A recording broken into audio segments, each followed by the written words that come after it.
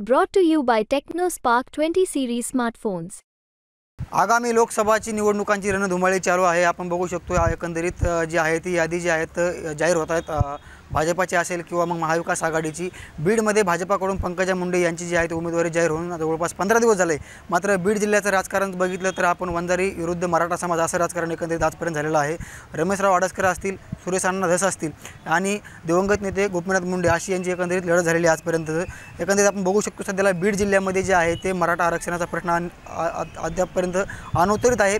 जे मनोज जरांगे पाटील आंदोलनाला बसले त्यांची भूमी जी आहे ती बीड जिल्हा आहे आणि एकंदरीत मनोज जरांगे पाटील देखील आता मराठा समाज देखील आता लोकसभेच्या निवडणुकांमध्ये रिंगणामध्ये उतरणार आहे। कारण मराठा जो प्रश्न आहे आरक्षणाचा तो मार्गी लावलेला नाही आणि याच रोषातून जे आता मनोज जरांगे पाटील जे आहे ते आज भूमिका जाहीर करणार आहेत। बीड जिल्ह्यामध्ये एकंदरीत कसं राजकारण आहे, बीड जिल्ह्यातील मराठा समाज काय म्हणतोय आणि येणाऱ्या आगामी लोकसभेमध्ये मराठा समाज काय रणनीती आखणार आहे या संदर्भात बोलण्यासाठी आपल्यासोबत मराठा मावळे आहेत। त्यांच्याकडून जाणून घेणार आहोत एकंदरीत कशा पद्धतीने निवडणूक होणार आहे। एकंदरीत काय सांगाल नाना, या वर्षीची निवडणूक कशी असणार आहे? कारण मनोज जरांगे पाटील देखील आता भूमिका जाहीर करणार आहेत आणि एकंदरीत बघू शकतो बीड जिल्ह्यामध्ये वंजारा विरुद्ध ओबीसी असं ओबीसी किंवा मराठा विरुद्ध ओबीसी असे राजकारण पाहायला मिळाले। कशी भूमिका असणार आहे? सर्वप्रथम मला सांगायचं आहे, बीड जिल्ह्यात किंवा महाराष्ट्रात कुठंच सर्वसामान्य ओबीसी आणि मराठा समाजामध्ये वाद नाही। जो काही वाद आहे तो राजकीय पुढारी मराठा आरक्षणाला ओबीसीतनं विरोध करतात तो वाद आहे। आणि बीड जिल्ह्याच्या बाबतीत आणि मराठा योद्धा मनोजदादा जरांगे पाटील यांच्याबाबत बोलत असताना मला सांगावंसं वाटतं की हा बीड जिल्हा मनोजदादांचा जिल्हा आहे। मराठा आरक्षणाची सर्वात मोठी चळवळ इथंच आहे, या जिल्ह्यातून सुरू झालेली आहे आणि ती दादांच्या माध्यमातून सुरू झाली आहे। त्यामुळे इथं फक्त जरांगे पाटील हाच फॅक्टर चालणार आहे। मनोजदादा म्हणतील त्याच पद्धतीचं समाजकारण राजकारण होणार आहे। आज दादा तिकडे निर्णय घेतील, जो काही निर्णय दादा घेतील त्याच्या पाठीमागं पूर्ण मराठा समाज असणार आहे। आणि जर दादांनी निवडणुकीच्या मैदानात जर उमेदवार उतरवले तर निश्चितपणे येणाऱ्या काळात दादा म्हणतील तीच दिशा आणि दादा म्हणतील तोच उमेदवार विजयी होईल अशी परिस्थिती आहे। सांगाल एकंदरीत जरांगे पाटील आज भूमिका जाहीर करणार आहेत। दुसरीकडे पंकजा मुंडे ह्या उमेदवार आहेत, तर दिवंगत नेते विनायक मेटे यांच्या पत्नी जे आहे शिवसंग्रामच्या त्यांचं देखील नाव चर्चेत आहे। एकंदरीत काय वाटतं तुम्हाला? नाही, बरोबर आहे। मेटे साहेबांचं फार मोठं मराठा आरक्षणासाठी योगदान आहे, पण राजकीय बोलायला एवढा मी मोठा नाही। पण जर मेटे ताईंचं नाव जर येत असेल उमेदवार म्हणून तर आम्ही जरांगे पाटलांना विनंती करणार आहात की मराठा समाजाचा उमेदवार देऊ नये। बीड पुरता तरी आपण राज्यात जो निर्णय घ्यायचा तो घ्या, बीडला जो निर्णय घेतील तो आम्हाला मान्यच असेल, परंतु आम्ही त्यांना विनंती करणार आहोत जर विनायक मेटेंच्या पत्नी ज्योतिताई मेटे जे उमेदवार म्हणून बीडमध्ये येत असतील तर तो इथं मराठा समाजाचा दुसरा उमेदवार येऊ नये, कारण की मताची विभागणी होईल आणि त्याच्यामध्ये मराठा समाजाचा पराभव होईल। हे न होण्यासाठी विनायक मेटे यांच्या पत्नी जर आल्या तर मनोज जरांगे पाटील यांना आम्ही विनंती करणार आहोत की इथं दुसरा मराठा समाजाचा उमेदवार देऊ नये म्हणून। बघू शकतोय जर ज्योती मेटे उमेदवार असतील तर आम्ही जरांगे पाटलाला विनंती करू बीड पुरता तरी उमेदवार देऊ नये। आपण बघू शकतो जरांगे पाटलांच्या आंदोलन आणि उपोषणामध्ये दौऱ्यामध्ये कंटिन्यू सोबत असणारे किशोर पिंगळे देखील आपल्यासोबत आहेत। 2 दिवसापूर्वी त्यांचं देखील नाव बीडच्या लोकसभेसाठी आलं होतं पेपरवरती। काय सांगाल आपा, तुमचं नाव आलेलं आहे कारण तिकडं मंगेश साबळे आणि तुमचं इकडं नाव येतं आहे, इच्छुक आहेत का तुम्ही? आता आपल्या जवळचे काही ची अपेक्षा असते पण ती काय खरी असते असं काय सत्य नाही ना। राहिला विषय इलेक्शनचा तर आमचे सर्वस्व मनोज जरांगे पाटील यांचा समाजासाठी एवढा त्याग आहे की त्याची कुठंच भरती हे होणार नाही, त्याची भरून निघणार नाही। त्यामुळे ते शेवटी जे निर्णय घेतील त्यात आम्हाला मान्य आहे। ते जर आम्हाला लढा म्हणले तर मग आम्ही त्यासाठी सुद्धा सज्ज आहेत, त्यासाठी सुद्धा आम्ही त्यांना मागं हटणार नाहीत। आपण एकंदरीत बघू शकतोय शिवसंग्रामच्या ज्योती मेटे देखील विनायक मेटेंचं देखील मराठा आरक्षणासंदर्भात चळवळीमध्ये काम आहे। महाविकास आघाडीकडून त्यांचं नाव चर्चेत आहे, तुम्ही एकूण उभं राहिला तर मग मतांची विभाजन झाल्यानंतर पुढच्या उमेदवाराला फायदा होईल कसं काय वाटतं तुम्हाला? नाही, मग त्यांनी मनोज दादाकडून अपक्ष उभा राहावं, कारण ह्या आरक्षणामध्ये सगळ्याच पक्षांनी समाजाचा जीव घेतलेला आहे। मराठा समाजाला आजपर्यंत कोणत्याच पक्षांनी सपोर्ट केलेला नाही आणि आज पण कोणताच नेता समाजासाठी उभा नाही ना। त्यामुळं आदरणीय ज्योतिताईंना आमची विनंती, तुम्ही जरांगे पाटलांकडून उभा राहा, आम्ही सर्व समाज तुमच्यासोबत राहील। तुम्ही इच्छुक आहेत का आता? मग नाही, पाटील जे निर्णय घेते त्यामध्ये आम्ही तयार आहेत। ते जर लढा म्हणले तर आज बी आम्ही लढायला तयार आहेत, काहीच हरकत नाही। बघू शकतोय मनोज जरांगे पाटील जर लढा म्हणले तर आम्ही आज बी लढायला तयार आहेत. एकंदरीत काय सांगाल, बीडमध्ये जे आहे आपण बघू शकतोय बीड आरक्षणाची जी धग आहे बीडमधूनच पुढे गेलेली आहे. जो निर्णय होतो तो बीडमधूनच होतो.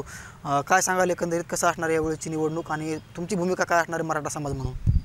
आमची वैयक्तिक काही भूमिका नाही. मराठा योद्धा मनोजदादा जरांगे पाटील जो निर्णय घेतील, जो आदेश देतील तो आमच्या बीडच्या समस्त मराठा बांधवांना आणि इतर समाज बांधवांना देखील मान्य असेल. आमची वैयक्तिक काही भूमिका नाही.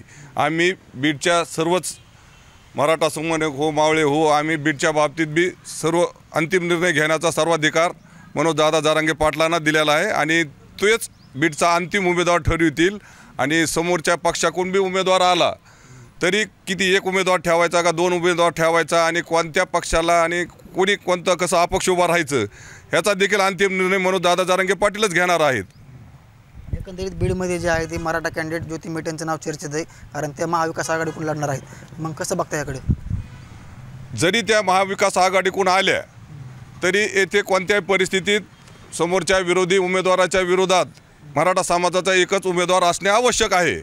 आणि ते देखील ज्योतिताई मेटेंना विशेष आमच्या समाजात सहानुभूती असली तरी त्यांनी सुद्धा देखील मनोजदादा जरांगे पाटलाकडून अपक्ष उभा राहावं, कारण आमची समाजाची आणि जरांगे पाटलाची भूमिका तशी. आम्ही कोणत्या पक्षाच्या बाजूने जाणार नाहीत आणि कोणत्या पक्षाला समर्थन करणार नाहीत, कारण आजपर्यंत उघडपणे आमच्या मनोजदादा जरांगे पाटलाच्या आरक्षण भूमिकेला कोणत्याही राजकीय पक्षांनी आणि कोणत्याही नेत्यांनी पाठिंबा दिलेला नाही. आणि त्यांच्यासोबत नाही तर ते सगळे स्वतःचे खिचे भरायचे आणि आपापले पोट भरायचे धंदे करत आहेत. त्याच्यामुळं आम्ही शक्यता तशी कमीच आहे कोणत्या पक्षाबरोबर जाण्याची. जी मनोजदादा जरांगे पाटलाची अपक्ष भूमिका राहील त्याच बाजूने त्या उमेदवारांनी देखील यावं ना. काय निर्णय घेतील जरांगे पाटील आज? जरांगे पाटील आज 100% निर्णय घेणारच आहेत. समाजाला विचारून समाजाच्या ज्या ज्या प्रतिक्रिया आलेल्या तर समाजाला त्यांनी सांगितलं होतं गावोगाव जाऊन तुम्ही ठरवा की आपण अपक्ष म्हणून निवडणुकीत उतरायचं आहे का आणि समाज म्हणून आपल्याला सर्वांचं गावाचं सर्व समाज बांधव समर्थन मिळेल का, ह्या ज्या प्रतिक्रिया त्यांच्याकडे आलेल्या त्याचा ते अभ्यास करून आज निर्णय नक्कीच जाहीर करतील. तुमचं काय ठरलं आहे मग एकंदरीत? आम्ही वैयक्तिक निर्णय घ्यायला तसे परिपक्व नाहीत आणि आम्ही समाज बांधवांनी त्यांना सर्वाधिकार दिलेले आहेत. मनोजदादा जरांगे पाटील काही भूमिका घेऊ, कोणत्याही जाती धर्माचा आणि कोणताही उमेदवार देऊ. मग एखाद्या वेळेस त्यांनी तसं सांगितलं बी पक्षाच्या पाठीमागं कळत न कळत बीडच्या बाबतीत एक विशेष बाब म्हणून, तरी आम्ही मनोजदादा जरांगे पाटलाचा आदेश अंतिम ठेवून त्यांच्या मागे 100% ताकदीनं उभा राहूत आणि बीडला मनोजदादा जरांगे पाटलाचा उमेदवार कोणत्याही परिस्थितीत आम्ही निवडून आणूच. नक्कीच बघू शकतो जरांगे पाटलाचा अंतिम जो आदेश असेल ते आम्हाला मान्य असेल. एकंदरीत काय सांगाल, बीडमध्ये बघू शकतो राजकारण आपण लोकसभेचं लागलेलं आहे. पंकजा मुंडे मैदानात आहेत, ते देखील म्हणतात त्यांची गाडी अडवली जाते, मात्र ते म्हणतात की मी कोणत्याही ओबीसीच्या मेळाव्याला गेलेलं नाही, माझा मराठा समाजाला पाठिंबाच आहे. तुम्ही कसं बघता जरांगे पाटलाची भूमिका आज जाहीर होणार आहे? तुमचं काय ठरलं एकंदरीत मराठा मावळ्यांच्या बीडमध्ये, कारण तुम्ही कंटिन्यू सोबत असता जरांगे पाटलांचे? बीड जिल्हा हा मनोजदादा जरांगे पाटील यांचा जिल्हा झालेला आहे. मनोजदादा जरांगे पाटील आज 5 वाजता प्रेस कॉन्फरन्स घेऊन जी भूमिका सांगणार आहेत ते सकल मराठा समाजाला मान्य होणारी भूमिका आहे. आणि पाटील जी भूमिका घेतील त्याच भूमिकेवर समाज इथून पुढे वाटचाल करणार आहे. कारण पाटलांनी गेल्या 7 महिन्यापासून जे उपोषण केलं, जे समाजाला आरक्षण मिळवून दिलेलं आहे, जे प्रमाणपत्र भेटले, हे सगळं योगदान मनोजदादा जरांगे पाटील यांचंच आहे. त्यांच्यामुळे पाटील जी भूमिका घेतील तीच भूमिका समाजाला मान्य होणार आहे. ज्योती मेटे मैदानात उतरणार आहेत आता निवडणुकीच्या, असे देखील चर्चा आहे. उमेदवारी अजून कुणालाच डिक्लेअर झालेली नाही. जर तरच्या शक्यता राजकारणामध्ये जर तरला काही किंमत नसती. उमेदवारी कुणाला भेटतील कुणाला नाही भेटत याच्यानंतर मनोजदादा जरांगे जे सांगतील तोच अंतिम निर्णय राहील आमचा. ज्योती मेटेंना जर उमेदवारी मिळाली तर मराठा समाज कॅन्डिडेट देणार काही समाजाच्या वतीने? आज 5 वाजता दादा जे सांगतील त्याच्यानंतर मराठा समाजाची भूमिका ठरेल. तुम्ही दादांपर्यंत काय अहवाल पाठवलेला आहे एकंदरीत बीड जिल्ह्यामधला, कारण तुम्ही जरी मेन नसलात तरी तुम्ही एक दादांसोबत आहेत, एकंदरीत जिल्ह्याचा अहवाल काय आहे बीड जिल्ह्याचा? आमची अशी मागणी आहे की पाठीमागच्या 15-20 वर्षापासून मराठा समाजावर बीड जिल्ह्यामध्ये खूप अन्याय झालेला आहे व त्या अन्यायाला वाचा फोडण्यासाठी मराठा समाजाचा एकच उमेदवार असावा अशी आमची मागणी आहे. तो अपक्ष असावा आणि जर तो अपक्ष नसाला ज्या पक्षाला उमेदवार मराठा समाज येईल त्या पक्षाच्या उमेदवारांनी मनोजदादा जरांगे पाटील यांची भेट घ्यावी व मनोजदादा जरांगे पाटील यांना विनंती करावी. जरांगे पाटलांनी जर सांगितलं आता ज्योती मेटे, कारण त्यांचं नाव चर्चेत आहे, दिवंगत नेते विनायक मेटे यांनी मराठा समाजासाठी काम केलेले, दादांचा जर आदेश आला काम करता तुम्ही करताल का? दादा जे सांगतील मगाशी म्हणल्याप्रमाणे मनोजदादा जरांगे पाटील आम्हाला जी भूमिका सांगतील तीच भूमिका आम्ही मान्य करणार. काय एकंदरीत भूमिका असणार आहे मराठा समाजाची बीडमध्ये लोकसभेसाठी? रात्रीच आम्ही आमच्या गावामध्ये मनोजदादा जरांगेंनी जसा आदेश दिला त्यावेळेस आम्ही आमच्या गावामध्ये बैठक घेतली. तिथली अनेक तरुणांचा सूर निघाला की बीडमधील उमेदवार द्यायचा असेल तर फक्त मराठा समाजाचा एकच द्या, जेणेकरून मराठा समाजाची मतविभागणी होऊ नये. हा रिपोर्ट आमचा आज आम्ही गंगाधर नाना काळकुटेंच्या मार्फत मनोजदादांपर्यंत पोहोचवणार आहेत. आणि गेल्या अनेक वर्षापासून बीडमध्ये ओबीसी आणि मराठांचं राजकारण कोण करत आहे संपूर्ण जिल्ह्याला माहीत आहे. त्याच्यामुळं मनोजदादांनी महाराष्ट्रात जो काही निर्णय घ्यायचा असेल तो घ्यावा. त्या निर्णयासोबत संपूर्ण मराठा समाज आहे आणि बीडच्या निर्णयासोबत पण आहे. परंतु त्यांनी विशेष बाबमधून बीडसाठी विचार करणं गरजेचं आहे. इथं फक्त मराठा समाजाचा एक उमेदवार कुणीही द्या, ज्योतिताई मेटे असतील किंवा इतर कुणाला द्यायचं असेल, आप्पा असतील, कुणी पण एकच ठरवून द्या, जेणेकरून इथं मताची विभागणी होणार नाही. याची काळजी मनोजदादांनी व आमच्या बीडमधील सर्व टीमनी घेणं गरजेचं आहे.